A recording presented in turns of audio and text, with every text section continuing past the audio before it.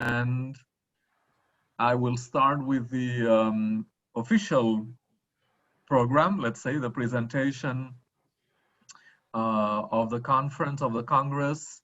And we have a short presentation here that we have prepared that you should be seeing on the screen, I hope.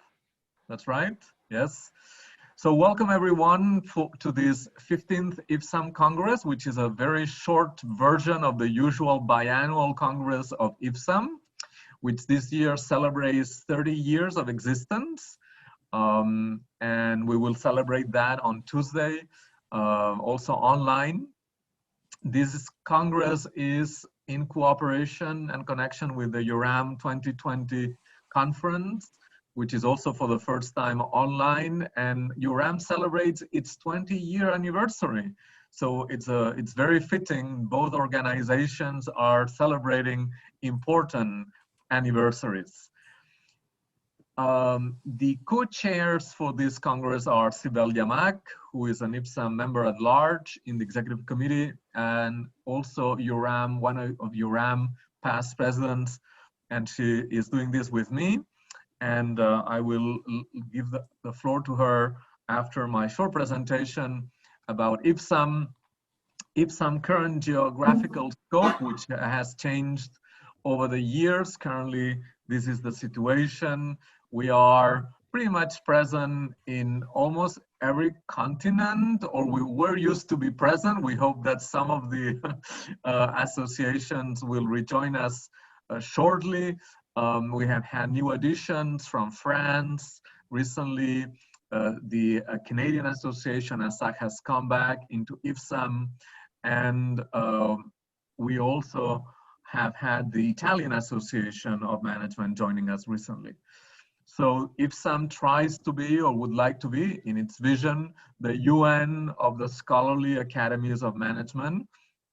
And so indeed, we have a challenge, which is to have full representation across the continents. So we hope that some of you will help us in doing that. IFSAM's mission, as you may know from its statutes, concerns or is about the advancement of business and management research. And it's important to emphasize that we don't have a narrow definition of management. We actually have a broad definition of management or business studies, which encompasses all the functions of management: finance, accounting, strategy, human resources, operations, and so on and so forth.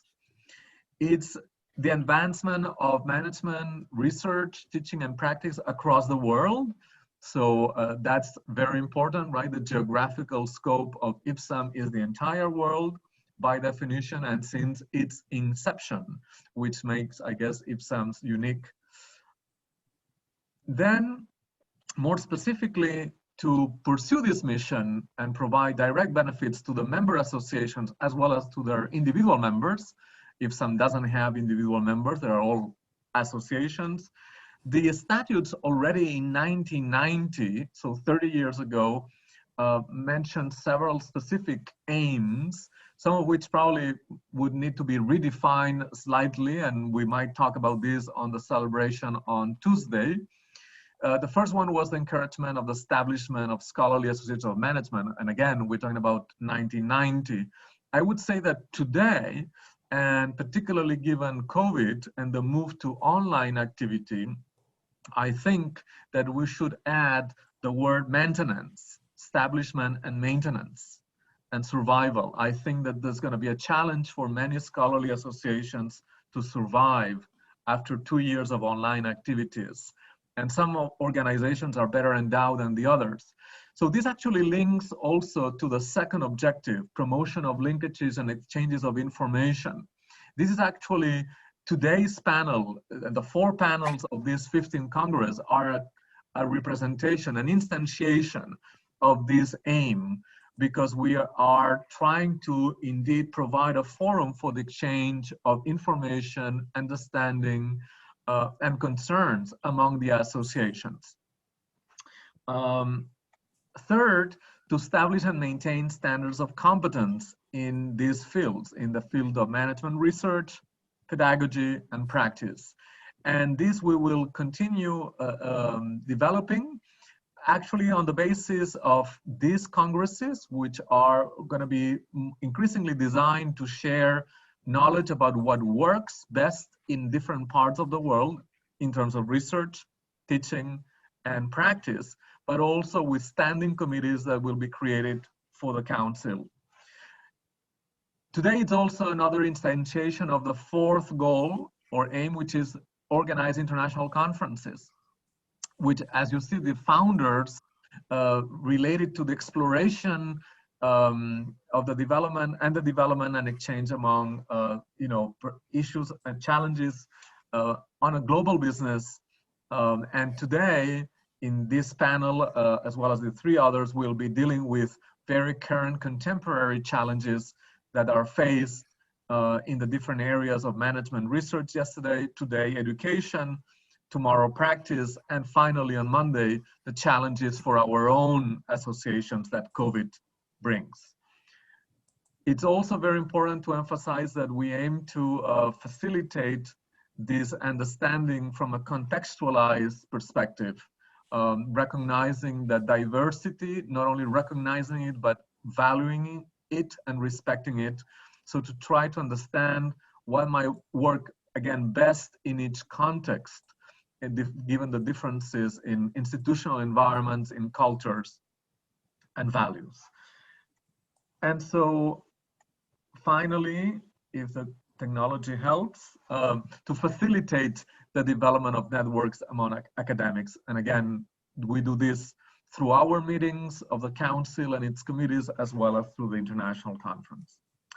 So just to give you a sense of this in a very short, brief way, the fact that IFSAM conferences, or what we call the World Congresses, which happen biannually, have been dealing with very topical issues, starting with the first in '92 in Japan, when Japan was indeed very salient in every scholar's mind, and I would say every management practitioner with international orientation in terms of its technological contribution and the challenges that it was raising for international competition.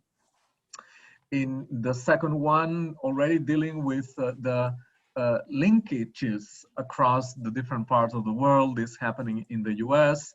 The third Congress devoted in Paris to intangibles, right, which was really something relatively new in the field of management, in particular in strategy, with the resource-based view and the consideration of the strategic dimension of these resources, these intangible resources. Then in '98 in Spain, in collaboration with our Spanish colleagues, which we also hope will come back, dealing already with globalization and its impact in management, education, research, and practice. Taking stock in 2000 in Canada, and then again, the global feature coming back in 2002 in Gold Coast with ANZAM, already thinking ahead for the 21st century. So like, trying to anticipate.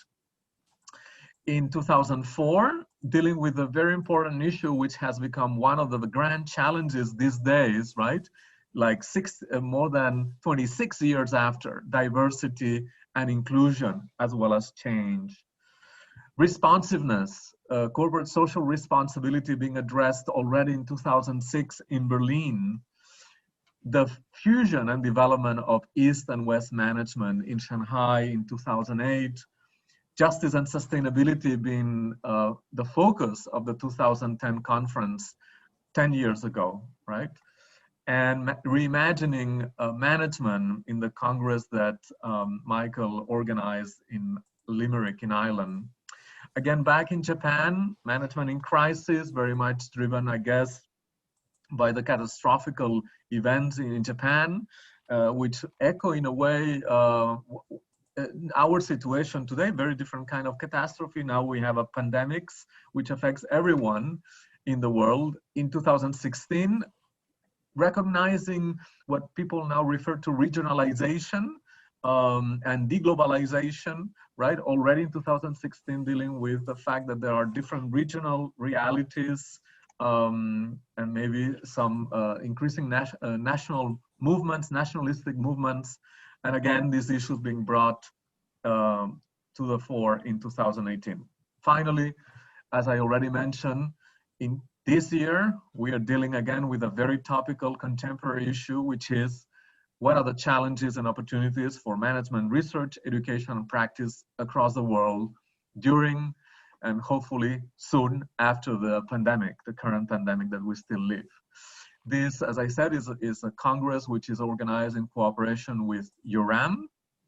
And today it's the panel devoted to the impact of COVID in management education. So after this short presentation, I would like to give the floor to my co-chair, Sibel Yamak. Thank you, Xavier. I would like to echo the thanks to URAM for hosting this year's conference. We really appreciate that. And I would also like to thank Xavier. In fact, he put together this fantastic program with prominent scholars. So many thanks to all of you for joining us in this event. We had a fantastic discussion yesterday on research, on management research. So my expectation is so high for today after yesterday, let's say. So I'm looking forward to listening to you all. Welcome. Thank you so much, Sibel. So I guess I would just like to mention that we did encourage all the IFSAM leaders to be present across the panels, and I can see that the president of the Africa Academy of Management, David Zuga, who was with us yesterday, is also with us today. So thank you so much, David, for being with us.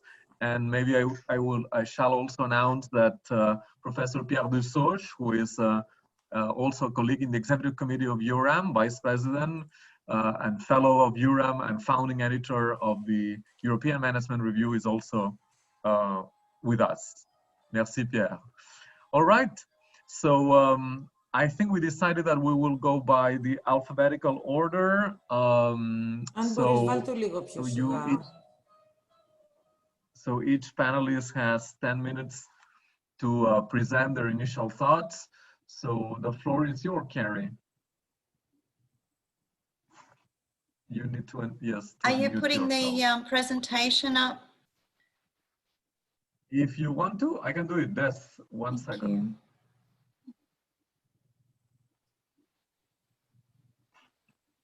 Okay.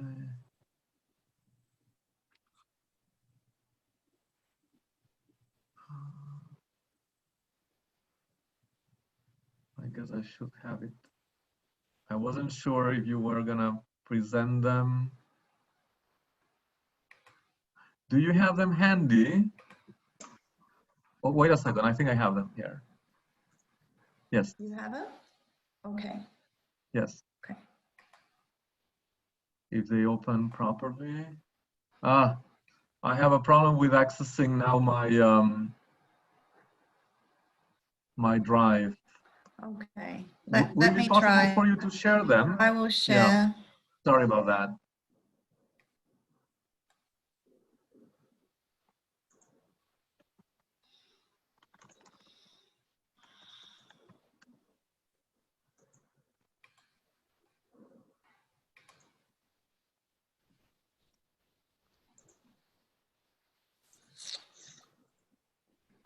Sorry.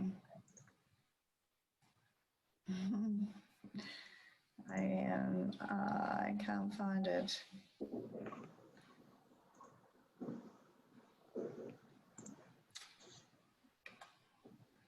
If you, because you send them through the Microsoft platform, so it takes a while. Yeah, sorry, I can see it. Let me just close down something, see if I can see it again.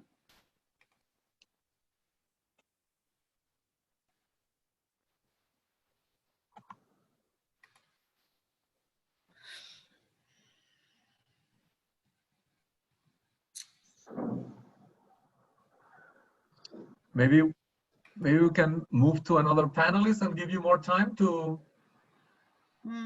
I think so, because I can see it, but when I look to share it, it's disappeared. All right.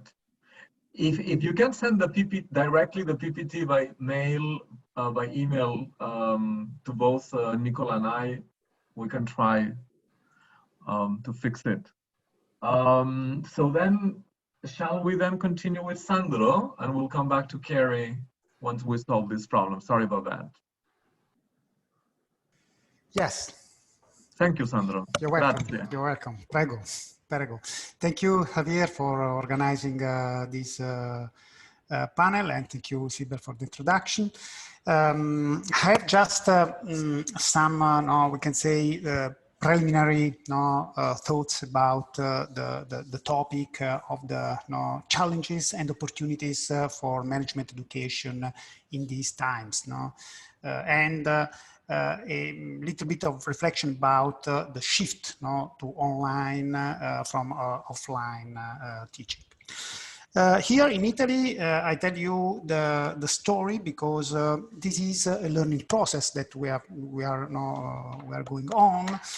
We have changed very quickly in March as part of the other European universities from offline to online teaching. And in September, we restarted with offline and blended teaching. And in November, again, online teaching. I tell you this story because in our commission, we have a study groups working on teaching activity. Our forecast is that probably we have to learn to do this, this switch from online to blended or offline for the next months, probably also years. One of the things that we have to learn is this flexibility that is not so easy for professors, and I think that in particular some professors very devoted to research, they are not so flexible on this side. So we need training for professors, learning, and teaching them to do to have this this flexibility. And this will be true probably for the near future. We have learned a lot because some of our university were very lucky because we started in the last, we can say 5-10 years with many initiatives blended, in particular executive education, executive masters blended with some face-to-face meetings and some online meetings. So we have the platforms, we have we can say habit to create synchronous, asynchronous, blended teaching activity. But I think that in the future, in the not the near future, but probably in the next years, the standard will be different than the past. And thanks to this learning on online, we are able now to mix the face-to-face, the offline teaching activity with the online activity. So we have to become, such as many companies, omni-channel. We have to become mixed in terms of abilities to switch from online to offline during the time, but also blending part of our training that is probably more standards, that is more commodity, that is more basic, that is possible to channel through online channels, online touch points, and the interaction, the case discussion, the more advanced co-creation activity that will be offline and in person.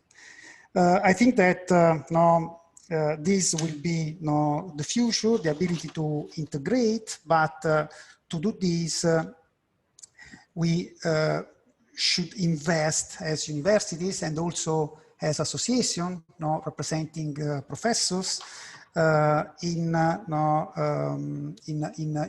very relevant learning and researching also activity. Because we have to do research on how it's possible to be very effective in delivering lessons, sessions online, and this is not an easy task. What we have seen that many professors, we did a very short research here in our association, and many professors say that they were very stressed by this new situation. So we have to manage also this kind of situation. And what was very clear from this research, and that probably we have to learn not only from the past, but also from other, by other industries and other business and sectors. Probably we have to understand how people, in particular students, they manage their social network activity, and we have to learn not only from what we did, but also from social network. We did an experiment with TikTok or with Instagram, because the standards where you go online are different from the traditional standards that we have in face-to-face activity. So this doesn't mean that we have to duplicate or imitate the social, because it's not possible, and also I don't agree on the imitation, but I think that we can learn how to get the attention, how to transfer concept, model, and how in particular to interact. On the learning process, I see two main, we can say, stream of research and learning. The technical stream, the technical aspect is very relevant. Why? Because I think we did an assessment of many platforms, and what we have seen, what we have learned, is that there is no platform that is really useful for our activity. Most of the platforms such as Zoom, I don't know, Microsoft Teams, or Google Meet, or Blackboard Collaborate, they are very good, but they were good for the past, for the past model, not for the actual one. And they are very good, in particular for meetings such as this, but not for the teaching activity that in general we do. Just to give you some example, how to manage small groups in a platform such as Blackboard Collaborate or Zoom. It's very complex. How to manage the interaction with students. How to discuss a case. How to evaluate their learning with exams and tests. So there are many areas where we have to probably first of all learn, and probably also we need the technical tools to do this activity in a better way than the past. We used Respondus system for the exam in many universities, but we have seen that there are stress of students, some students, they were not able to use it, so with obviously a low level of satisfaction and also a lower level of trust in our institution, and this is not good for us. A second area of learning is not the technical one, but is the soft skill. And I think that we need in our association probably to start, in Italian Society of Management, we have a school for young people how to teach, for learning to teach, not only for learning to research, but how to improve their teaching skills. That is an integration to the PhD, because many PhD, they don't teach how to teach, they teach how to research. But what we need is also to have very good teachers. And they have no idea, these young people, how to manage these platforms and how to be very effective in online teaching. And also on this side, we need to do very relevant investment. And in my view, I think that as IFSAM, we could invest on this topic, because this is a need that I can imagine is very cross-national and cross-association. And if we are able to create a standard at international level, we could have an incredible competitive advantage also in terms of time. So we need to become omnichannel, but remember, there is a great opportunity. The opportunity that is in the title of this panel is that the richness is incredible. Means that thanks to this way, we have had an increase of richness of our conferences, teaching activity, lessons. In our case, I can tell you the case of my university, Bocconi, we had an increase of enrollment. Why? Because there is the possibility to reach a lot of people also very far from Italy, very far from Milan. But the reach is high, but we have to think about the challenge of richness. How to create the online experience rich as such the offline experience, where you can see the students in the eyes, you can interact, and you can talk directly with them. I think that this will be a path and a learning path. Also, the companies, we did a research on the omni-channel companies, and what we have seen that many companies, they started with one channel, more distribution channel, then now multi-channel, omni-channel, and we have seen that this is a learning path. Probably also in our case, we have to start with this learning path, but these have to be very, we can say, deliberate, not emergent. We have to plan this learning path, investing in it. Last but not least, I think that also the international accreditation and ranking system, they should give this push, because if we have aspects, elements, also in terms of omnichannel, in terms of hybrid teaching, in terms of platform, in terms of technical, in terms of skills, in terms of training, investment in online teaching, I think that these should be in the radar of the accreditation institution and rankings, because thanks to this, we can have a further push in increasing very quickly on this side. Grazie mille, Sandro. Very interesting issues that you raise, and I'm glad that you see also the need and the value for cooperation across academies and across nations. That indeed is at the core of IFSAM's mission. I think that we solved the problem with Carrie's presentation, and so let me try now if that's working fine. So can you see it? Yes. So Carrie, Great. the floor is yours. Okay, thank you so much.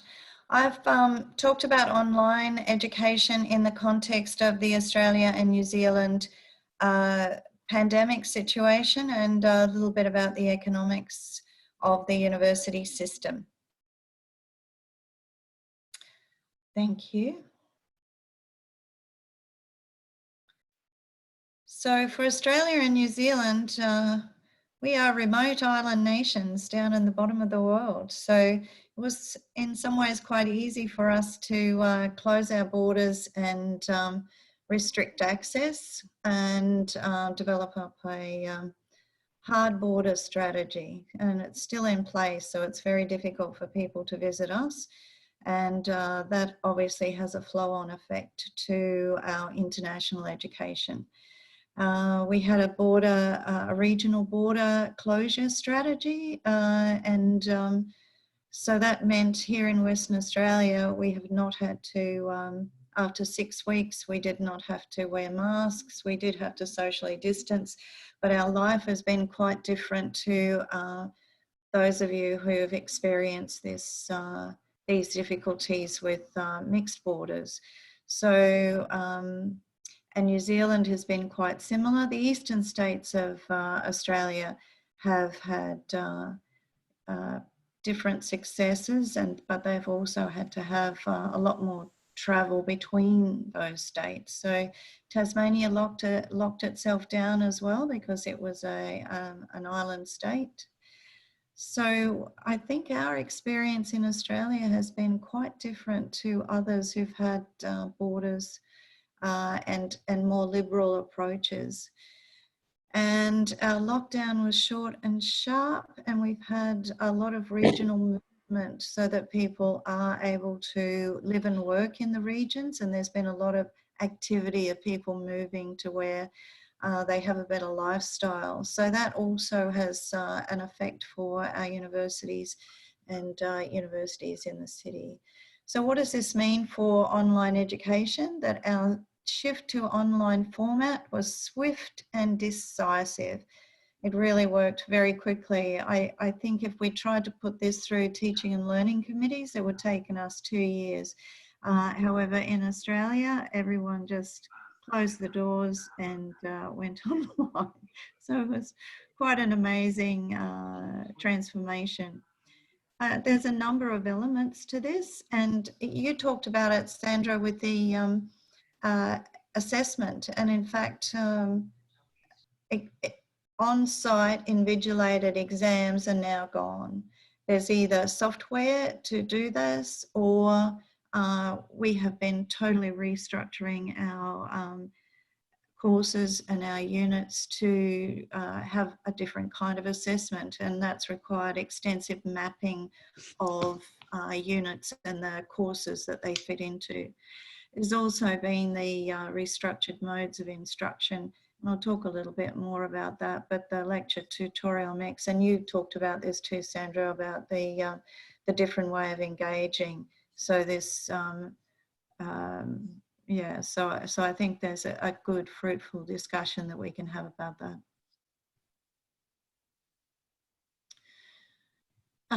So as I said, it's a fundamental restructuring. So even though a number of universities had online. Papa, Madame.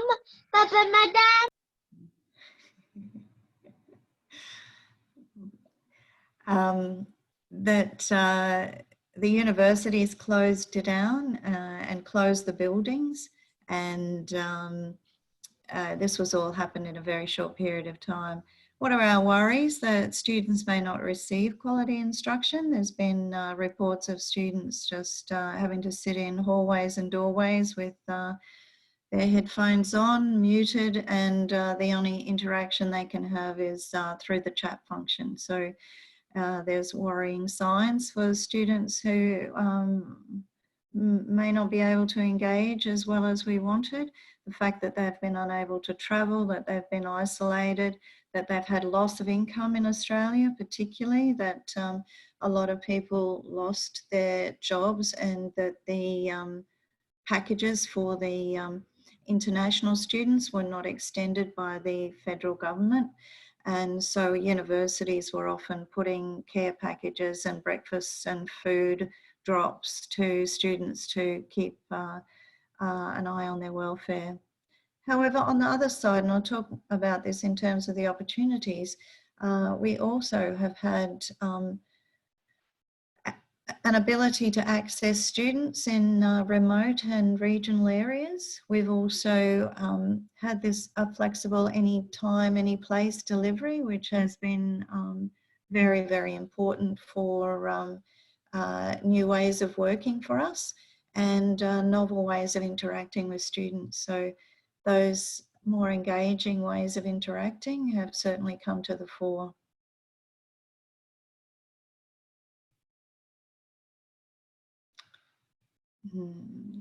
I wanted to just report on some early results from a study by some ANZAM board members, Peter Holland, Justine Ferrer and Alex Newman. And they talk about this word pivot, and lots of us are using that as a transformation word that was pivoted to online learning. And they found that is more than a doubling of the online modes. So that pre-COVID, 42% taught online, and then it became 89% teaching online. So it was quite dramatic. In the results of their study, 74% agreed that there's a longer preparation time and that there's increased pressure on the preparation redesign and the delivery online. That time spent on teaching pre-COVID was 38% of time, and during COVID went up to 43%. And there's general shifts in how difficult it is to determine whether or not students are actually learning. And on the other side, because of the downturn in international students, there's been quite a lot of feeling of insecurity that has been borne out in a lot of redundancies, voluntary and mostly voluntary, but there have been some forced redundancies in the sector, so hundreds of people being losing their jobs. So that has been a worry for the sector. Thank you. I just wanted to talk about the scale of the changes in the sector, and education is one of our export industries that's extremely important. It's the 4th largest export sector in New Zealand and the 3rd largest exporter in Australia. Over the last few years, it's significant and growing in double digits. So it's in Australia, our international education has contributed 37 billion and a 15% growth, and 5 billion in New Zealand, and double-digit growth as well. So that's quite extensive for a country, 4 million people, and 22 million for us in Australia. And not only that is that there's significant flow-on effects for us in the tourism and visitor section of our tourism industry. So it's not just about education, it affects every part of the economy. Through to our tourism sector with visiting friends and relatives and students coming over. And just the scale of it is 2020, student commencements declined by 36%, 106,000 compared with 166,000 in the same quarter. So we also have had, there has been some policy levers been put into place because our international students are meant to be onshore and with their visa requirements. At the moment, we have about 30% enrolled outside of Australia. So they obviously have to have access to online education because they cannot come to campus.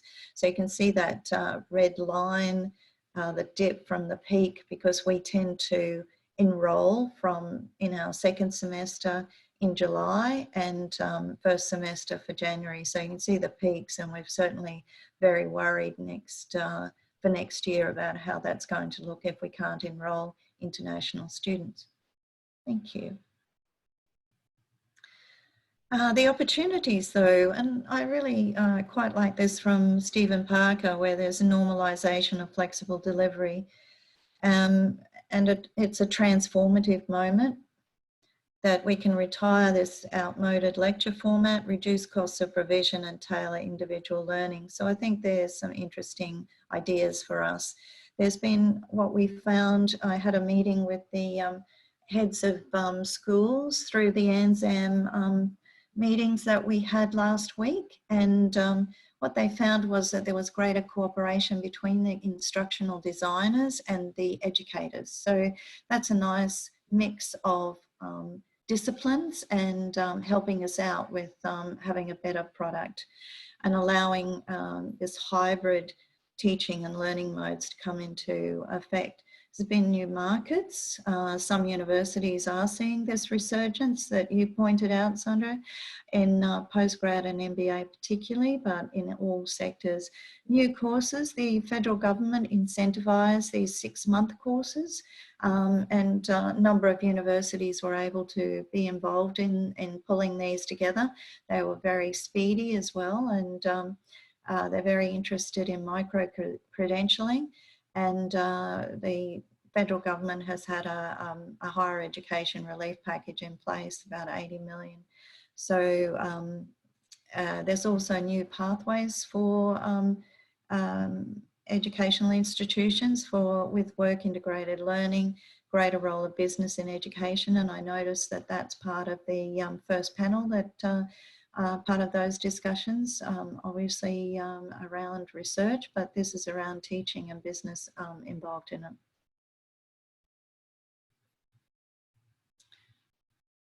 Thank you. And I just wanted to show you a beautiful part of the world that I live in, Margaret River, near Margaret River. But what is the conclusions for the future? It's a mix. Instruction medium is a strategic mix.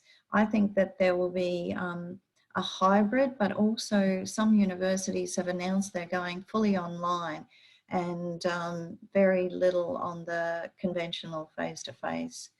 Large on-site classes have been scaled back or gone. So we used to have huge lecture rooms full of students, large classes, not anymore. So that will really change the face of education in Australia and New Zealand, and this exam restructuring. And I'd like to leave it there.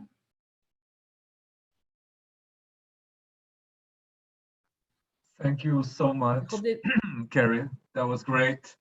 So I guess that now we could turn to Norio, Professor Norio Kambayashi from the Japanese Association for Business Administration.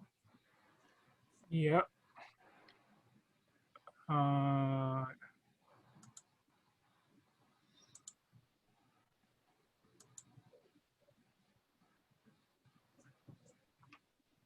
Can you show? Okay. Yes.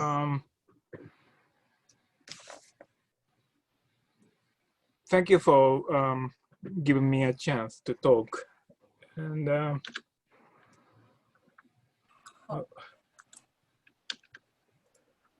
actually, this is the only slide that I'm showing you today. First of all, the prevalence of COVID-19 in Japan is not so serious compared to the rest of the world. It is said that the third wave of COVID-19 has arrived in Japan. But even so, the number of infected people is about 2,000 every day.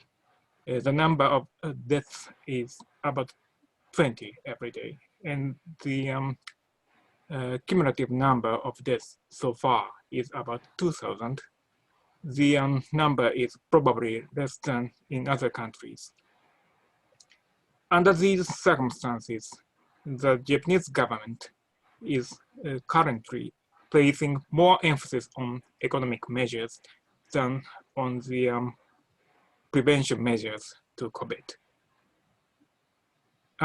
Due to coronavirus, many Japanese people are forced to live a life with many restrictions, such as wearing a mask and disinfecting constantly.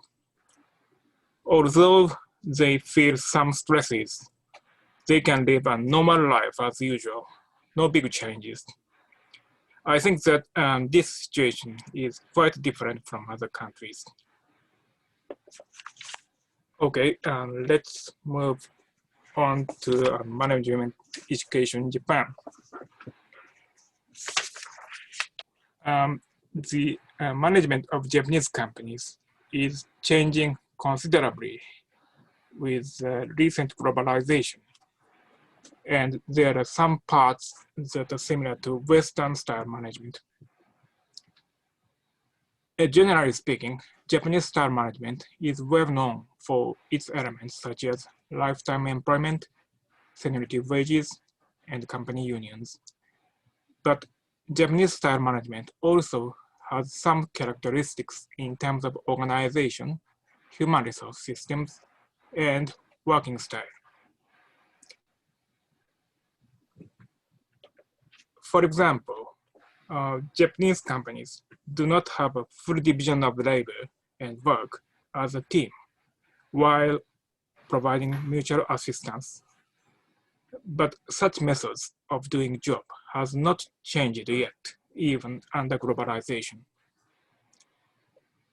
In addition, the way of working and human resource development in an organization has not changed much from the past in Japanese companies.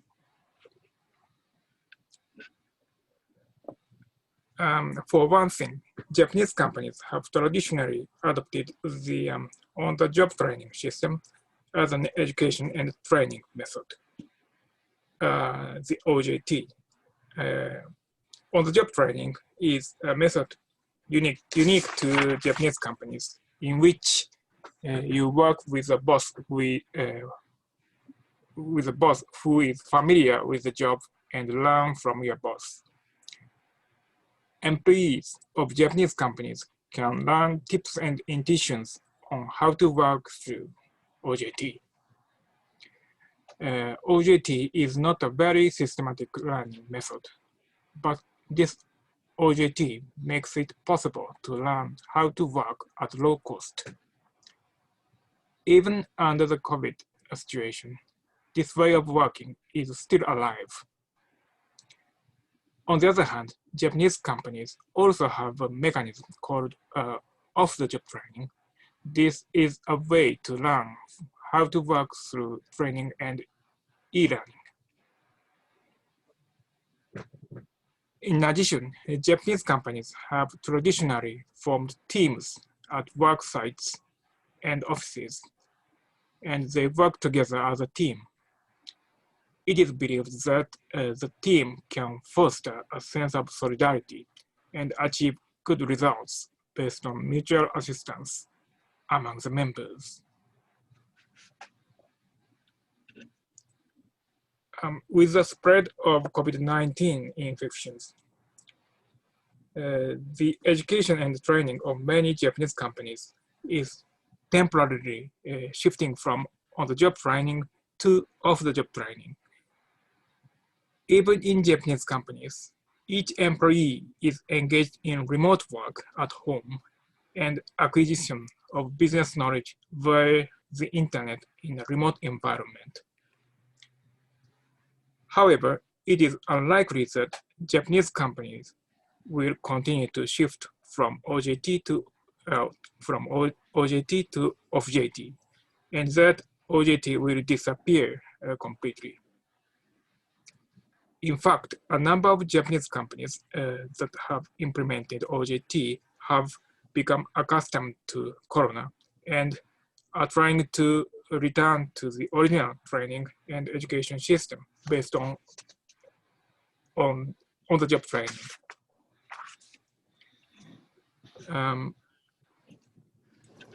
In Japan, unlike other foreign countries, there are few business schools that offer curriculums that are directly linked to business. In fact, there is a strong academic orientation in Japan, and so most faculty of business administration and MBA schools as part of social science education. Behind this, there is the fact that many Japanese companies are skeptical of business schools education and MBA holders. After all, what you teach at business school has to be general purpose knowledge and skills that can be used by any company. And even if you bring it back direct to each company, those knowledge and skills are not so practicable. Japanese companies, even if they are companies of the same industry and size, have a considerable degree of special knowledge and skills that are actually used within the company. Many Japanese companies have so-called firm-specific skills and knowledge. In Japan, in fact, even if an employee gets an MBA, his wages do not increase. When you get an MBA, you often change jobs to another company based on that qualification. And it is recognized that the MBA is not very useful for the company in the first place. The way of business education like this has hardly changed even in the corona disaster. Just because education in Japanese companies has started to add an online education from OJT to off-JT, it is not immediately reflected in business school education. A major factor in the issue of online management education is whether or not to work in a remote environment. For Japanese companies, remote work has hardly taken root. This is because the usual way of working is to meet the site and engage in teamwork while providing mutual assistance to each other. However, even Japanese companies are in a situation where they have no choice but to adopt remote work as a preventive measure for the COVID-19. Remote work and online education have several benefits for businesses. For example, it can reduce stress of employee commuting and the risk of infection. Secondly, by responding to the diverse working needs of employees, diversity within the organization is improved. Thirdly, unnecessary work and internal and external coordination can be reduced. Also, for employees, remote work has merits. For one thing, access to information is improved and work efficiency is improved. Secondly, it can reduce the stress of commuting and the risk of infection. However, remote work and online education also have some disadvantages. Firstly, as a disadvantage for companies, it takes time and money to introduce and maintain information systems.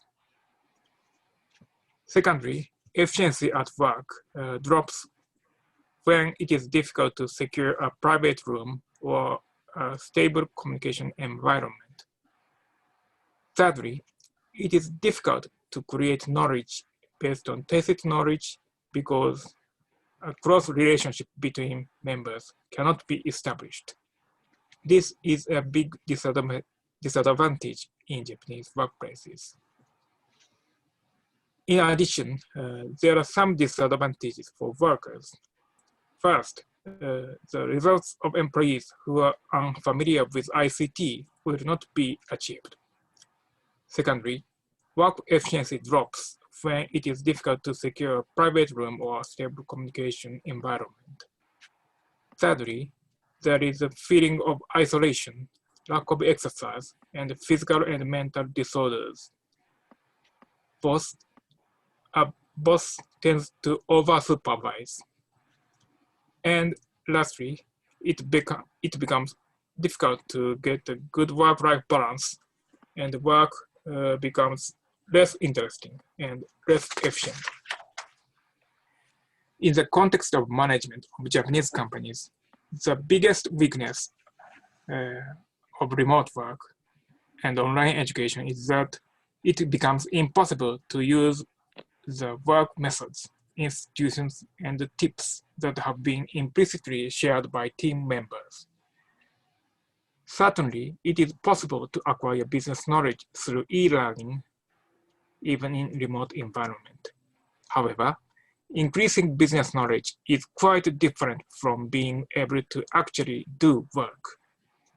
It is common in Japanese companies that no matter how much knowledge an employee has, it cannot be used at work. It is quite common in Japanese companies that even employees who have completed a famous university or have an MBA qualification cannot work together in a teamwork. In conclusion, Japanese companies have not made a radical transition to online at present. It is true that online business education is increasing, but it only plays a complementary role. However, the coronavirus may provide an opportunity for the traditional Japanese business education to change in the future. In the future, education and training that allows students to acquire knowledge may increase in the form of learning in a remote environment, for example, while staying at home. It may be assumed that business education conducted in the workplace will be limited to business that can only be done by meeting each other and looking at each other, and tasks that require teamwork. Another important change that is expected in the future is that the difference in IT literacy among members will be greatly related to the performance, failure, and quality of work. In particular, there is a gap between relatively young employees who can use ICT normally in their daily lives and the middle-aged or elderly people who are not so familiar with ICT. The gap between the two will widen further in the future. Okay, that's all. Thank you very much. Thank you so much, Norio. That was very interesting to learn about the specific situation in Japan. Right now, we should be hearing the perspective from the outgoing president of the Brazilian Academy of Management, Professor Antonio Carlos Gastaud Maçada. Unfortunately, we haven't been able to contact him, or he seems to not to be able to join us, but we are fortunate that the incoming president, as of January 1st, Alketa Pechi, is with us. So she's been so kind to accept to, on the spot, share with us some words about the situation in Japan. Muito obrigado, Alketa. Thank you, Xavier. Well, this was an unexpected talk, but I will share a few words just following your reflections. Probably I will begin just with a quick start about the Brazilian management and how the funding process is handled in Brazil. So Brazil has a very governmental oriented regulatory process for management programs of higher education. And I could say that it has both types of program, private and public funded programs. So in terms of structure of bigger pictures, I think it makes a difference in order to understand from where our pressures come. So the pandemic, it's a challenge not just because of the market, the society, the poverty levels, all of this coming together in a very difficult time. Probably many of you are aware because unfortunately Brazil is making international headlines about the Bolsonaro approach to the pandemic. And this also had consequences, of course, for management education, considering our public versus private programs in Brazil. So in other words, the first issue that I would like to highlight comparing to Australia is that we had a very messy approach in terms of how the government was, approaching educational institutions and what types of support they was bringing for them. So the president was very much against any measure. So it depends on the governors or the mayors at the local levels. So we cannot talk about coordinated approach in public education institutions. And it was basically a one-to-one approach toward online education.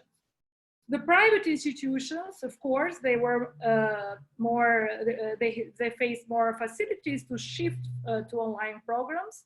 So most of them already shifted to online programs in a much quicker term than the public institutions, whether public universities and public programs, including management programs. They have been able to keep graduate programs online at the expense of their undergraduate programs. So it depends a lot on it. It has been basically an institutional-based approach, not a coordinated answer strategy at the national level. Of course, we've been facing those type of challenges in many dimensions, education including. This seems to change, so there is overall acceptance that the online approach is inevitable. So with different timings, different institutions are getting online, are forced to get online.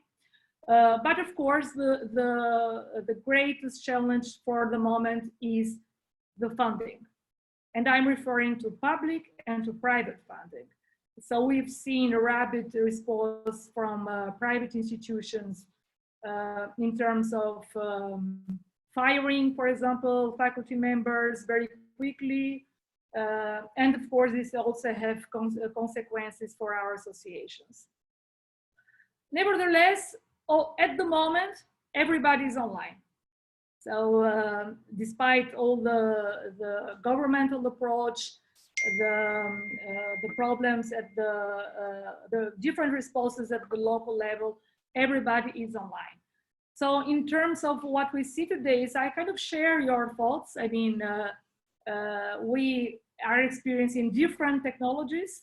I think I've tried during those months several online platforms with no objective assessment of which one would be the best one.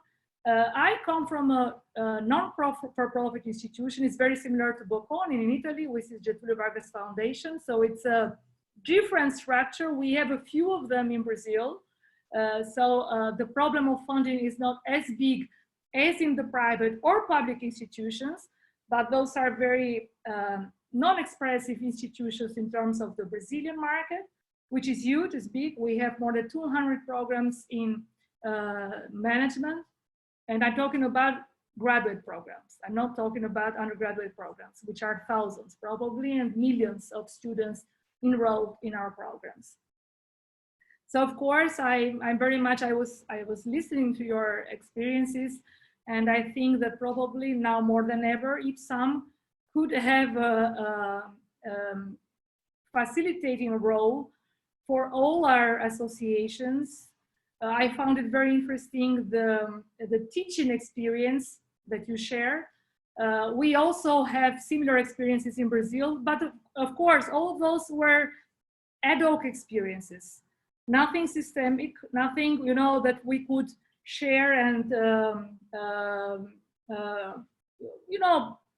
setting forward for another level of collaboration, which probably with the online platforms and the types of the reaching that we are getting from our, this type of experience could be a potential venue for collaboration in the future.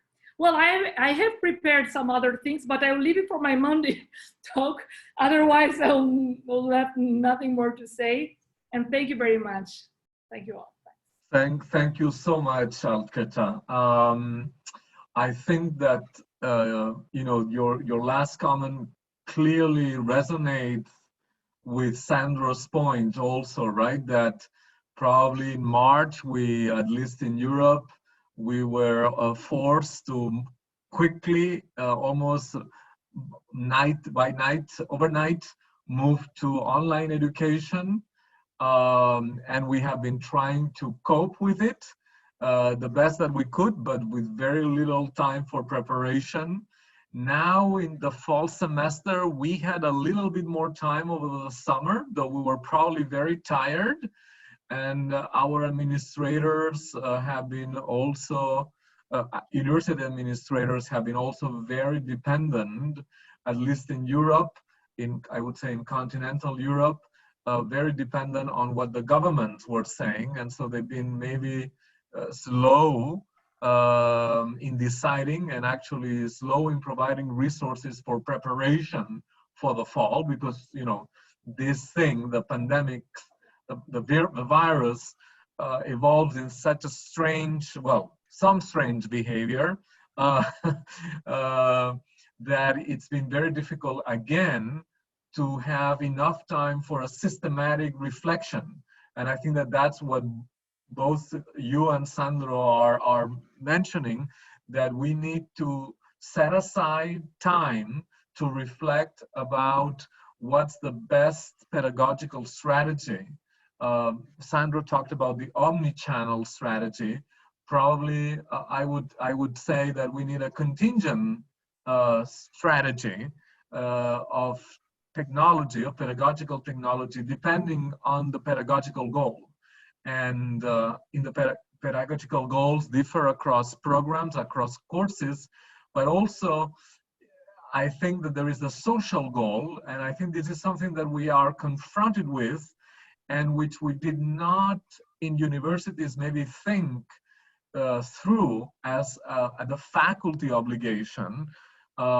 Universities maybe had sports centers, maybe they had cafeterias and restaurants, Mensa, but we didn't think that our obligation was to provide a platform or platforms for students to meet outside the classroom, in this case, outside the online sessions or the Moodles or the videos that we provide to them. So I think that indeed, Sandro, I think, referred to this also. And I think it's very important because indeed it's part of the university experience as a stage of human development for undergraduate and graduate studies, right? The socialization. And indeed, they can also use the technology to meet, but we don't have the serendipitous, right? The spontaneous encounters that happen on site on the university campuses, going to the cafeteria, going to the gym, going to the theater association or to the university choir. So we don't have this, it's much more difficult. And I think that Sandro also made a very interesting point, which is we are to a large extent trying to replicate the experiences on site in the online context, realizing that the online context has some limitations, but also offers some opportunities. But maybe indeed there is, again, we need time to think how they can be used in different ways, and how we need to reshape, let's say, our educational strategies, and not just try to replicate in the online context what we do on site. I think that that's a very important point. So I think we have now listened to the different panelists. It's really unfortunate that Salma cannot join us to bring the Tunisian perspective from an African country. We have heard from an Asian country, from Japan, thanks to Norio. We have heard from the entire continent of Oceania, I guess, from Carrie. We have heard from a European country through Sandro, and we have heard from Alqueta, from an American country, Brazil. And we have in the room other participants. So as I mentioned, we have David, who is the president of the Africa Association of Management. We have Yvon, who sits in Paris and who is a representative of the FENEJ, the Foundation for the Development of Management in France. And Sibel, who is past president of IFSAM and knows very well the situation in Europe and in UK, where she is now based. And finally, last but not least, we also have, sorry, I should say Lu, who is also from the Asian perspective, but having also bases in the US, which can be very interesting. And last but not least, Michael, who sits in Limerick in Ireland. So we still have 45 minutes for a dialogue. And so the floor now is to whomever raises his or her hand. So please, who wants to go next? To ask react. a question if possible. What's that? I would like to ask a question. Sure, sure. So we have talked about the swift shift to the online teaching, and thank you so much for these detailed explanations about each particular context. They are really very interesting. But I'm curious to see whether there has been any change in the content, because pandemic has kind of taught us that we are doing the wrong things. Maybe we are teaching also the wrong things. I mean, we neglect the sustainability part of the management, and usually the sustainability is an accessory in the main textbooks or in management and business. And is there an example of a shift from just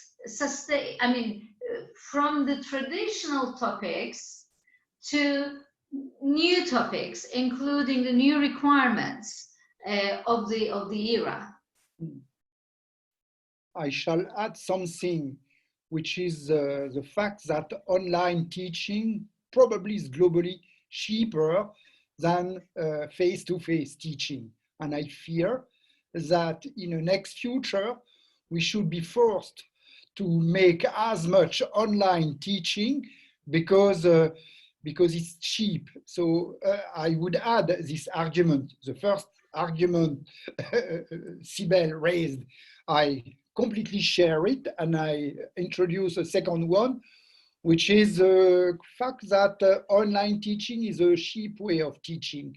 So cheap way of teaching and decontenting in the courses, it's a very bad mix, I think. So I'm not sure that I can ask, I'm sorry, that I can answer Sibel's question. I think that maybe there are some people who have anecdotal evidence, but I don't know, and maybe Carrie, it seems that in Australia there's been a study already, but I think that we would need a study to see whether the content of the syllabus has changed. But I would like to echo Yvonne's point, in the sense that I think that many university administrators, except the online universities, the open universities, they fear a shakeout of the industry, a great reduction or movement of students to universities which are better endowed, maybe which make, thanks to the resources, faster movement and more sophisticated, offering more sophisticated technology. And so indeed, we could face, not just because it's cheaper, I would say because the platform can actually be scaled, its scalability, right? Where universities, we are always constrained with classrooms and physical space, right? Now, I know that, for instance, for Zoom, in Lausanne, in the bachelor program in management and economics, we have 3 sections of 250 students each section. And we cannot take more than 700 students or 750 because that's the capacity of the biggest auditorium. Now, this year, with the online system, we have a license for Zoom for 1,000 students. Because as a matter of fact, we have 1,000 students because some of couldn't graduate last year. But I could imagine that, you know, this could be, as I said, kind of, thanks to the scalability of technology, could lead to a shakeout of the industry.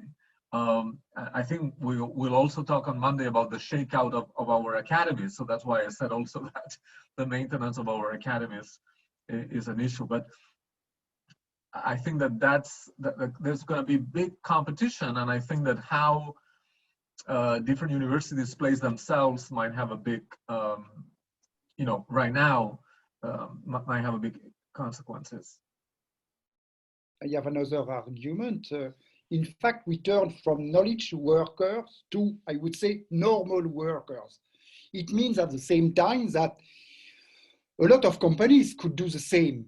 And it means for cheaper, for example, it's often the case in France with foreign languages teaching in private business school. They are subcontracting this teaching to private offices which are doing this professionally. So it means that we have also another danger, and the other danger is that we could be easily replaced when before, in a way, it was not the case.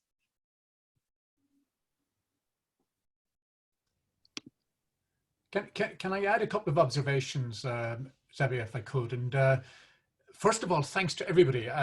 I've really enjoyed the conversation today, and in some senses, it mirrors very much the conversation that we were having yesterday about the extent to which we really are at this critical juncture, I think.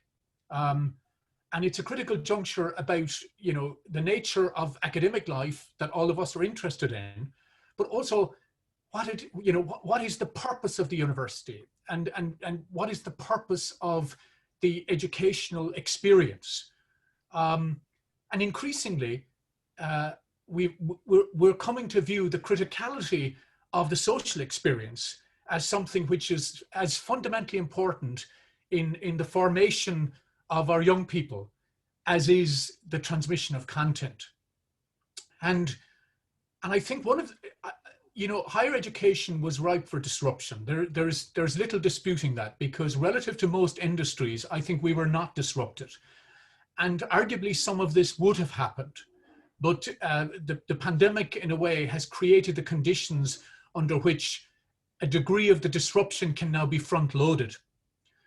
And that's a problem, because we don't get the reflexivity, we don't get the reflexive time about how it is we might wish to, in a very reflexive way, transition higher education to something different. The way the disruption is happening means that much of it is taken out of our hands. And I agree with you, Yvonne. I think, you know, alternative providers have already come into play. I think industry and private sector organizations have themselves also been expressing concerns about the disconnection between much of what we do academically and what it is they want from a graduate, or indeed what it is they want from the insights that we provide. And I was fascinated by, once again, the conversation that Norio is opening about the on-the-job, the criticality of on-the-job learning and on-the-job experience to the Japanese system, which indeed, as I said, many employers are now, I think, more globally talking about because of the historical academic practice divide. Just two other observations, if I could. One of the things that has somebody said to me as we started the transition was that the first thing we should do is keep it simple in the first instance.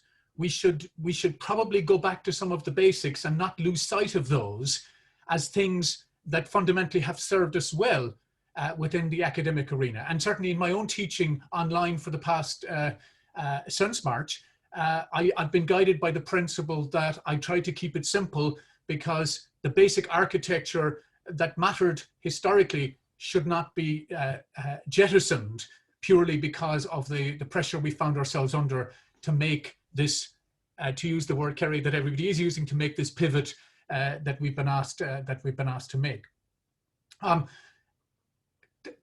One of the things that has also struck me is the rise of educational technologists. And so historically in my job, for one reason or another, I've had relatively few requirements in a way to engage with educational technology and educational technologists relative to the situation that I now find myself in. And so opening a conversation with educational technologists, I think, has been a fundamental part of where it is we're headed. And again, I think this has to be done in a reflective way, because the technology should be an enabler. It should be no more, no less. And I think how it is we lead the conversation as academics, both in terms of content and the premise and centrality of what higher education experience should be, is, to me, hugely important going forward. And I worry about the extent to which we don't have the reflexive time that we need to be able to do that into the future. And finally, if I could, you know, context matters, and these are not platitudes. And I think sometimes those of us who talk about context get accused of dealing in certain platitudes. They clearly are not. There are things about higher education that are universal, but there are things that are highly contextual and highly unique. And, you know, having a mechanism by which we can combine and exchange our ideas about how we manage the tension between universality and contextualism, I think, is a very important part of our discourse. So thank you both for listening to me, but also for sharing. I've thoroughly enjoyed the exchange, I have to say. Thank you so much, Michael. I think that the importance of context was made very clear and very salient in the presentations of everyone, but in presentation of Norio about the Japanese case, the case of Australia, and also the case of Brazil. So there is both geography and politics and ideology which are playing a huge role in the response to the pandemics, and hence affecting our field. Indeed. Who else would like to take the floor? As I said, David Zuga is also with us. I should say that we just learned that Antonio Carlos Gastaud Maçada could not join us because he had a family emergency. So we hope that the situation will improve for him. So thanks again, Alketa, for filling up. I don't know if Lee, you would like to share your perspective? You're also involved in Thailand, right? Yes, thank you. It is fortunately I am invited because I had other engagement, but since I promised I will be here to take notes. It's very hard to take notes because so many ideas, so many words and terminologies. I can share some of my experience since January of this year. I was in Bangkok. By the way, I am the Associate Dean of Graduate School of Business and also Program Director of PhD OD. OD stands for Organization Development Program Director. I also teach MBA courses. So what my experience for the last 10 months were, we have more job, more teaching assignments, and more challenge to get student attention because they are behind their picture and we don't know what they're doing. And so also I saw the statistic report indicate the preparation time is longer. That's applied to me because when I teach in the classroom, usually I don't use PowerPoint. I use more interactive discussion. But for online teaching, this is almost impossible. So I have to prepare at least 70 slides for each course. One course is over 200 slides. And I never done that before for the last 20 years. That's a challenge. In terms of ICT, the internet technology, I am okay because my master's degree is computer science. So teaching for one area, one time zone, it is okay, manageable. But then we have students in China, we have students in Myanmar, in Indonesia, in Philippines. The time differences is not much because they are all within 2 hours. But I'm coming back to Chicago, home. So to me, it's like a 13 to 14 hours differences. And the teaching is almost every day because we have different classes, different campus. So the instructor has stress. So, but our university does not offer stress management course. Although for my discipline, we learn how to manage our own stress. But I cannot take it for granted that every instructor or teacher knows how to handle their pressure and stress. So I haven't shared my idea with my dean and the vice president who's in charge the curriculum in the university. But I do hear students complain because we offer more assignments and less interactive during the classroom sessions. And in terms of teamwork, we could use, students are able to form their own groups. So what I did in terms of the process, I asked them to generate meeting agenda and meeting minutes. Every time when they meet, they have to set goal. They have to specify who, what, where, when, how. And then every meetings, I asked them at least they have to conduct 3 meetings through my course. So I can evaluate whether they actually participate the group teamwork themselves. So my challenge is the way I'm teaching and also the process. I have to cope with the current situation. And the content, I spend more time to prepare. I think it is an advantage of student because in the past, I may just talk about key points, have them discuss, but now I have to go more down in details, more in the process, to more in the hand holding. Okay, that's what I would like to share. Thank you. Thank you so much, Lee. That's very, very interesting. And actually, you touched upon an aspect that I wanted to mention. But first, let me just say that we are following the Chatham rules, which means that we won't identify in the summary any specific statement to the person who has made it, so that we can express ourselves freely.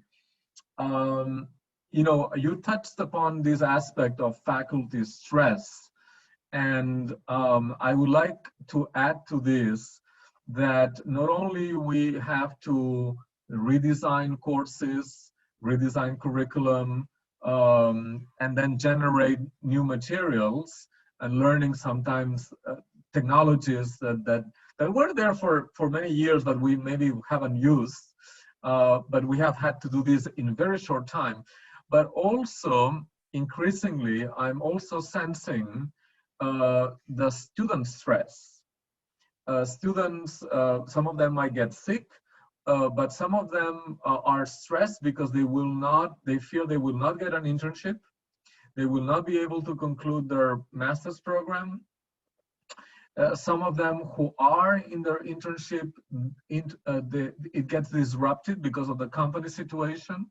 They need to change. They need maybe to move to a research thesis, which is a big shift, and it's going to take them more time, and they're going to get delayed. And we are offer very little resources. I mean, I don't know about you, but we just got from our school, from the management school, we were offered sessions, 45-minute session of hikiwake, or hiki.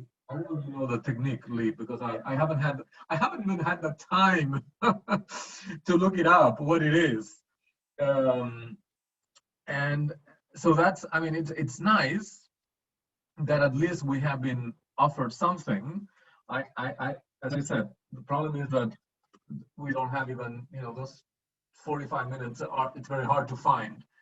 So that's another thing that, and as we discussed yesterday with Sibel, they tell us that, right, university administrators, that we should put our attention to the teaching, to making sure that continuity of education is guaranteed. And so that research can kind of, drops by the sideway, but still, right, publications will be expected, rankings will be made, and we get maybe a thank you message now and then, but that's it. And I think that not only we have little recognition, I don't want to sound corporatist, but I think that we don't not only get little recognition within our institutions, within universities, but we get very little recognition societally. And I think this is a time where we should actually make very clear and salient with our other colleagues in other fields that we are here and we have, of course, we get our paycheck. Of course, we are privileged, but we have been working hard to make sure that students can get their credits, finish the semester, get their degrees, and move on with their lives. And I have been seeing very, very little mention in the press, in the media, about this. Of course, health staff, sanitary staff, and grocery staff, and cleaning staff, they are very important, essential. We might not be essential, right? But we've been there, making an extra effort. And I think that we should actually do something, because it's an opportunity to, again, not just for management, but for the entire university system, to say something about, to increase the perception of our societal value. So I just wanted to make those comments. I don't know if Norio wants to react to what has been said so far, if David wants to add something from the African perspective, it would be great, given that Salma couldn't join us. But again, feel free to raise your hand. Yes? Yes, David. Yeah, I've been listening. In addition to all that is said, I think from the various places, if I were to put it in terms of the totem pole, Africa is at the bottom there. In other words, all the challenges that have been talked about are magnified in the context of Africa. And just to comment on your last point, Xavier, I mean, for us in Africa, even though it may not be published in terms of explicitly recognizing the contribution of teachers, because education is somehow a gateway to, if I put it, your salvation, the severity of students not going to the classroom becomes more serious than over here. So somehow there is that, of course, the tangible or pecuniary rewards associated with that are very minimal in relative terms. But there is that recognition of the central role the teacher plays. And I know in Ghana, for example, some groups had to put pressure on the government to respond or do something about it. There was the concern, but because of the deprivation, economic deprivation, the government had to think hard and fast about how to balance the process, the response, as well as the risk associated with potential response. So that is why they stretched it out till the end of the year. Hopefully things would have died down. So schools were canceled for that reason, because of the concern that if they said, go back to school and there's no electricity, not all schools have Zoom. So there's going to be this frustration because of the handicaps, if I would call it natural handicaps within the system that make it difficult for people to transition. So the thinking was, with the longer period of time, that would give the schools some opportunity or some ways by which they can try to get funds to put in the infrastructure in place to help with the learning. And that is why in Ghana, they are now starting schools in January. So the whole year, since February was canceled, the school year was canceled. And it's not only in Ghana, in other countries as well, Kenya and other places. And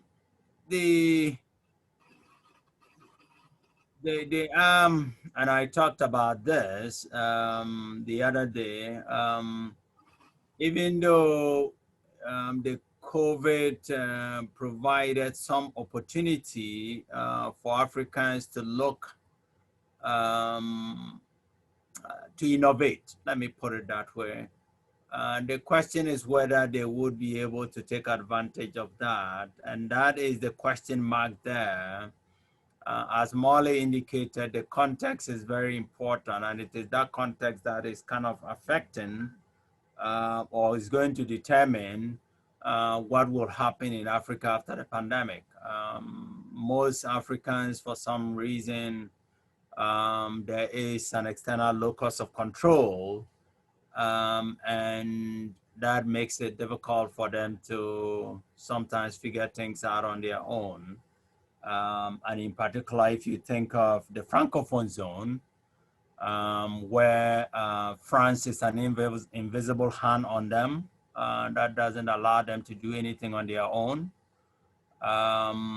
It's going to be difficult. So essentially, how they are going to respond is going to depend on what France says. And in that situation, you can't say that they can innovate as a result. And it's a frustrating and sad situation, but that is the reality Africans are dealing with. It's dehumanizing, but unfortunately, that's what they have to deal with. Yeah. So that's my comment. Well, thanks so much, David. That's indeed very illuminating, I guess, and adds indeed to the importance of context, but also the seriousness of the situation for human development if university students cannot effectively continue their studies. I don't want to push Yvon at this point to share his views, but I know that he's very involved in the French-speaking African context, and so maybe he wants to share with us his own impressions. He was recently there, both in Tunisia and Morocco, I think, and Algeria also, right? Algeria. No? Burkina and Senegal. In fact, these countries belong to the poorest countries in the world. That's the first thing. So yesterday you said there are problems with networks, there are more problems with electricity, and there are huge problems with rural area in which there is nearly nothing. Moreover, and it's a specificity for French-speaking African countries in comparison with English-speaking African countries, there is a demographic boom. So it means that 70% of the population is under 30. 50% of the population is under 15. So it means that there is a great percentage of analphabetism, maybe in a country like Burkina or even in Senegal. It was explained some weeks ago because I attended a conference there. 70% of the population didn't really attend the lowest level of classrooms. It means that there is a huge crowd of analphabets. I don't want to say that they are not intelligent, analphabetism, and public university face more than a booming quantity of students. It's more than a booming. For example, UCAD in Dakar is a university with between 150 and 200,000 students. It's the same case in Ouagadougou. So it means that we are in fact in another world. I don't know if it is a fact in the English-speaking countries, but private university, if it is possible to speak about university, but the private sector is dominant because the public sector can't face this booming number of students. And in management education, it's a disaster because most of the people have got a master degree. It's Salma could have said it for Tunisia too. Most of the people having got a master degree don't find any job. So in fact, we face a system, and especially in management education, which is turning on itself. And it's maybe some points I could add in relation with what David was speaking. So in fact, the French invisible hand, I should answer to this remark, is not heavier than, I would say, the Chinese invisible hand, especially in this area. I don't know if it is the case in English-speaking countries, or transnational invisible hands, which are maybe the heaviest invisible hands acting now in these countries. That's why I want to stress this point, to give a kind of picture of what I see very regularly, because I often travel in these countries, and especially Mali and Burkina. Burkina is, its reputation is, it is a non-government organization country. So it means you don't have companies, businesses, you have NGOs. It's nearly the same situation in Mali. So how such countries could do something, and especially the NGOs, for example, in terms of employment, the best job situation are swallowed by NGOs. So it means that local businesses don't have anymore the capabilities they need to develop. So I want to put these things on the table because these countries are probably in a very different situation than ours. And so online teaching is nearly impossible in these countries because you have too much shortage in electricity, and you have, in fact, weak networks, except when you use mobile networks. For me, using a mobile network is cheap, but for local people, it's very expensive. Thank you so much, Yvon. I would like, there might be, indeed, David or others would like to follow up on this, but I would like to mention an interesting parallel conversation which is happening in the chat that Kristen Raid started, mentioning the URAM activity on teaching practices that happened in October.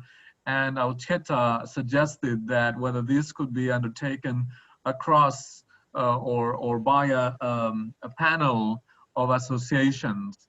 And I think that that would be a great idea indeed, and that IFSAM could take some of that initiative of organizing those webinars with the member associations. And though we have not yet created the standing committees that we want to create, one for management education, another for management research, and a third for management practice, we hope to do this soon, next year. But I would encourage Sandro, as well as Alketa and Carrie, maybe, despite the fact that formally ANZAM is not a member of IFSAM right now, but we hope that we'll again become a member. Maybe we could talk and see whether we could organize, I think, a webinar of this sort, because I think it would be very interesting indeed for many people in the world. So, yes. Carrie? I agree. In our ANZAM meeting where we received the results of the survey, there seemed to be around the heads of school this idea of a bifurcation of the academic workforce between those who are more digitally aware and others who weren't. And so it would be interesting to me, and they're not able to pull it out of the data yet because they're still working through some of the results. But also for me, it's whether or not this the extra work and the overwork is part of a skilling up, or is it just that this requires an extra amount of injection of effort and work to be able to have online instruction, and whether or not in 2 years' time we will have this skill and systems in place, and then in fact it will be a lot easier for us, and it's turned into a routinization of something that we've had to adapt to. So it was interesting to me about this, and one of the heads of school said that in fact he noticed a huge difference, because he's got a very large school, between those who were digitally aware and doing very innovative things and those who were not and were struggling. But I take your point, Yvonne, if you don't have the infrastructure there, if you don't have the internet facilities, you don't even have the power, you won't be online, that's for sure. So we are looking at very different capabilities, both in infrastructure and in the ability to skill up. But I also take the point that these instructional designers, and I think, Michael, you called them another word as well, but they are helping to bring us into the 21st century as well. And I found at our university, plus reported by the heads of school, that if you've got really good instructional designers working hand in hand, that really does help a lot in bringing A, the quality up, but also B, the effort to move online. Yeah, indeed. I think Michael referred to them as educational technologists. That's the terminology, Xavier, that we use, educational technologists, and Right. and I agree. They've been an essential resource for us, and I would imagine the nature of their role itself is being defined at the moment, in a sense, because they've become much more critical to, and I think in the spirit of something Kirsten I think mentioned in the chat, the business of partnership and how we do this going forward is going to be essential, I think. I wanted to come back to one very brief point, if I could, Xavier. It was to do with curriculum and content that Sibel raised earlier, and whether we're evolving our content and our pedagogy to meet the specific requirements of the time that we're in. And I just had one very brief anecdote, if I could, from our own executive MBA program. And so we have a post-experience executive MBA, which has always been kind of a flipped classroom, you know, where they get content, and then the classroom is very much about conversation and about application and case and so on. And obviously all of that has had to evolve because of the the online scenario. But what's interesting is engaging with that group. They mention a couple of things that that they've been struggling with as practitioners involved in education at the moment. And they say three things matter to them. Firstly, right now, one of their critical concerns is onboarding, and how do you onboard in the current context, given the nature of social distancing and the nature of remote working and so on. The second issue, which I found fascinating, was how it is you go back to building and buttressing culture. So the capacity for organizations to maintain an integrated culture in this period of distance has been a critical reflection for them.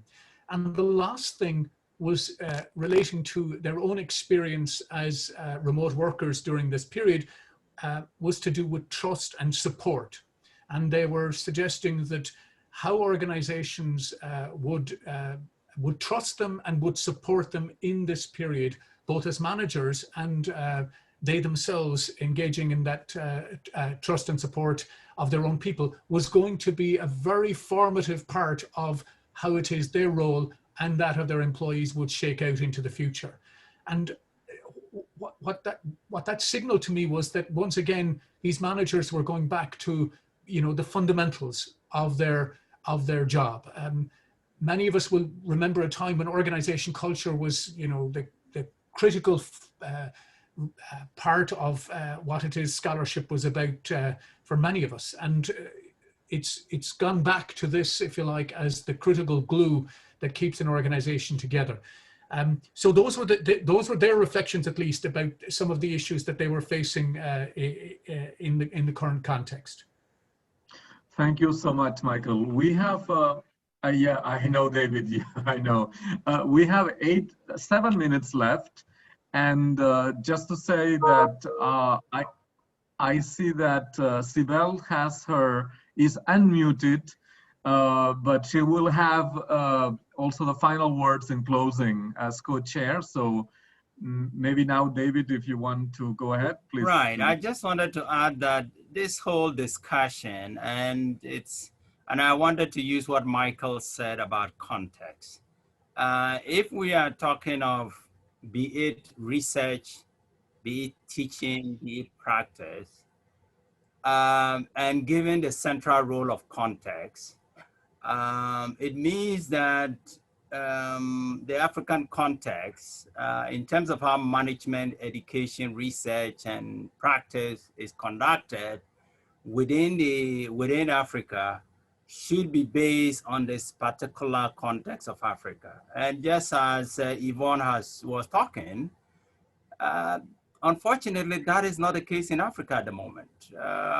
You have invisible hands that are dictating how things should be done. The NGOs that are operating in a Francophone and Anglophone, wherever they are all outside. They are from outside. How do you expect Africans to come up with something unique to them that makes their life meaningful, and let's say in terms of contribution, that they have something to contribute with the rest of the world? It cannot work. And that's a major challenge. It's a self-determination issue. If I cannot innovate based on my context, it's going to be difficult for me to function within my context in a meaningful way. And that's the challenge. Thank you, David. I think that Alketa needs to go, and I would like to take the picture now for the social media. So if you would like to kindly put your cameras on, that'll be great. Let me see my phone if it's working. Yes. All right. So 3, 2, 1. There we go. All right. So thank you so much. It's 5 to 5 p.m. Central European time. So let me say, you know, because it's Saturday and we are cognizant of the many constraints and the extraordinary efforts that some of you are doing for being with us today, for having prepared your presentation. We really appreciate it that you really, you know, indeed prepare for this gathering, which I think exhibits again shows that the exchange of experience and insights from our own respective territories, regions, educational systems make a lot of sense, that they're necessary, particularly now that we face not just a grand challenge, but a global, a truly worldwide challenge, which is a pandemic, and which has triggered maybe some good changes, some good steps, but also bring new challenges and create disparities and aggravate inequalities. And hopefully we should think and we shall continue in the next meetings of IFSAM, particularly in the biannual Congress in 2022, which probably will be hybrid, in part online, to try to start finding solutions of how we could deal with these challenges. So again, on behalf of IFSAM, thank you so much for being with us. And I'll just give the floor to my co-chair, Sibel, for the final words. Thank you. Thank you all. This was a really interesting discussion. And I will, repeat the same thing as yesterday. IFSAM is trying to be an umbrella association and to give floor, to give voice to indigenous cultures, practices across the world. So I'm really delighted to hear David's perspective and how we need to contextualize management and business education in that sense. So we tend to think that we all face the same problem in the same way, but this discussion today showed us that there is a different discussion, different problems across the world. So we need to be sensitive to all of them and bring them together to give each of us the chance of innovating according to the requirements of our own context. And I would like to thank to all of you. And I have seen some very interesting ideas in the chat. Many thanks to Kristen, Robson, Alketa. So as far as I can see here, this is really interesting. I think we have still have space to develop further in the coming years on this matter. Thank you so much, Sibel. Maybe before we part, just let me share with you the program which remains of this IFSAM 15th Congress. You can see in the screen, I hope.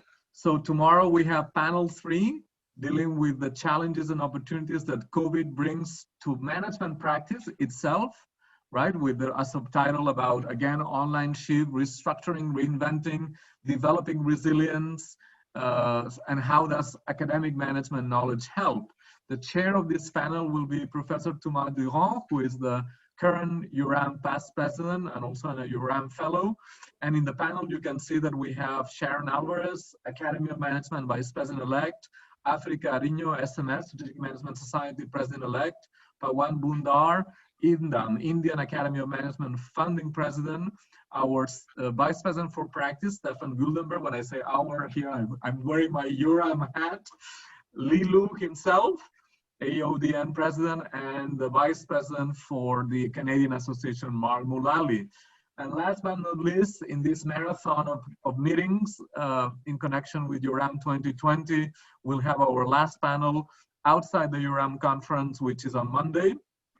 The panel on how we in our scholarly associations deal with the challenges that COVID brings. And as you can see, that we have a roster of 6 presidents across the world, including Alketa, but also our president at URAM, Catherine Merslein, and the IFSAM president, Yang Zhang. So thank you so much. I hope that you will be able to join us again in the next 2 panels, where we hope to be building on the discussions, the fruitful, insightful, and kind discussions that we have had the last 2 days. Thank you again. Yeah. Thank you. Ciao. Bye-bye.